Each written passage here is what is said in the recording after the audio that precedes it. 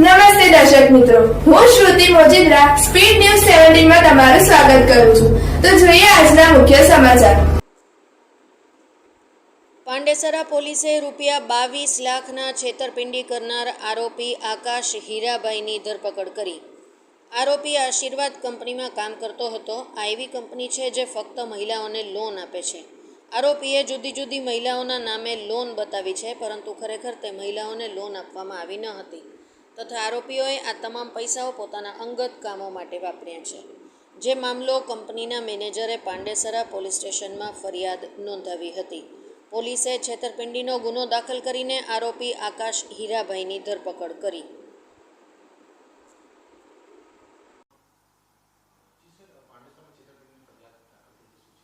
જી Pandesara police station ખાતે આશીર્વાદ finance company private હતી, જે મહિલાઓને ખૂબ ઓછા વ્યાજ દરે નાની લોન આપતી હતી. જેમાં આશીર્વાદ કંપનીના જ કર્મચારી આકાશભાઈ હીરાભાઈ નાઓએ છેતરપિંડી કરી અને કંપનીની 22 લાખ જેટલા રૂપિયાની ઉચાપત કરેલી છે.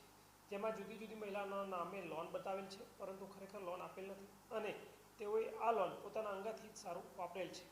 જે મતલબની ફરિયાદ ભાવેશભાઈની રજીસ્ટર કરી પાંડેસરા પોલીસે ગુનો દાખલ કર્યો છે અને ગઈકાલે આરોપી આકાશ હીરાભાઈ નાઓને અટક કરવામાં આવેલા છે અને મુદ્દામાલ રિકવરી માટે પીએસઆઈ શ્રી પુરાણી નાઓ તપાસ ચલાવી રહેલા છે અને આગળની કાર્યવાહી તેઓ દ્વારા કરવામાં આવી રહી છે.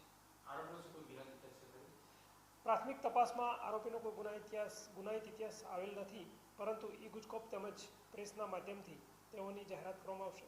જે અનુસંધાને ઇન્વેસ્ટિગેશનમાં જે પણ હશે તે અનુસંગી કાર્યવાહી કરવામાં આવશે.